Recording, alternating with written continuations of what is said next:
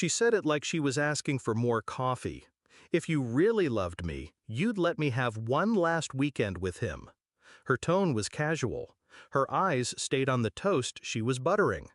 For a second, my mind went blank. No shouting, no slammed fists, just the quiet hum of the refrigerator and the sound of her knife scraping the bread. I nodded, took a sip of my coffee, and while she packed her overnight bag for her goodbye weekend, I packed mine for something else entirely. We met 4 years ago, in a bookstore cafe. She laughed too loud at a joke I didn't think was funny. She touched my arm when she spoke. I remember thinking she was too good to be real. Back then, she made me feel like I'd won something, like I'd been chosen. I didn't know she collected winners. The signs started small. A phone screen flipped down when I walked in. Late-night showers with her phone propped against the sink. Girls' nights that smelled faintly of men's cologne when she came home. But the weekend before she made her little breakfast announcement, I saw it. Her laptop was open on the couch, messenger window glowing. Him. The same guy she'd sworn was just an old friend from college.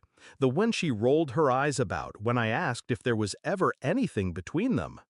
There was a photo. His hand on her thigh. Her smiling in that way she only smiled in the first 3 months we were together. The caption, "One last time, yeah?" She replied, "Of course." The morning she asked for her last weekend, I didn't argue. People expect screaming. I think she expected it too. But silence? Silence is unsettling. I let her leave without a single question. I didn't follow her. I didn't beg. I just began. First, the joint account. We'd set it up for future plans. She never bothered to check the balance. Numbers bored her. She left that to me. So I moved my half out, quietly, legally. Then the apartment. My name was the only one on the lease. I called the landlord that afternoon, gave my 30-day notice, and signed for a short-term corporate rental 2 blocks away. Her things? I packed them neatly into boxes, stored them in a paid unit under her name, set to bill automatically in 3 months.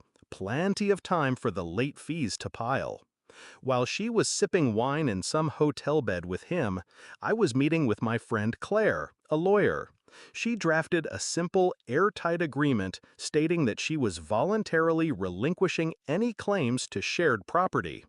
I'd forgotten to mention it to her until the night she came back. Sunday night, she walked in like nothing had happened. Hair messy, perfume not hers. She smiled. It was closure, she said. I handed her the paper. "Sign this." She frowned. "What is it?" "A formality. Just make sure you get your stuff and I get mine. Clean break." She signed without reading. People like her don't read details. They just assume the fine print works in their favor.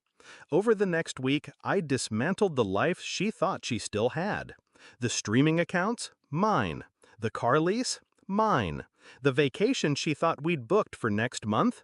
I called the resort, moved the dates forward, and took someone else. Her phone calls started on a Tuesday. "Where's the Netflix password? Why is the car gone? Why are my things not in the apartment?" By Friday, the tone had shifted.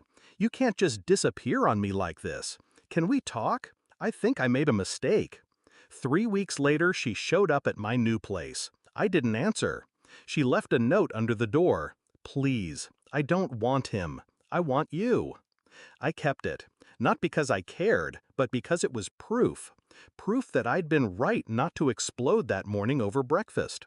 Proof that silence is a sharper blade than rage.